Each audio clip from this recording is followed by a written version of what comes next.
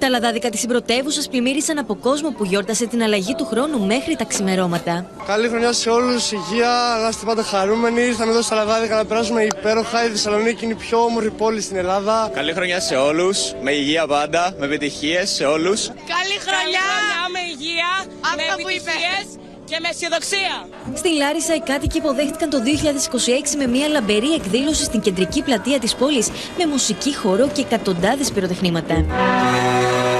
Στα Γιαννιτσά, εκατοντάδες οδηγοί αναβίωσαν το έθιμο της πόλης, ξεσηκώνοντας με τις νταλίκες τους μικρούς και μεγάλους.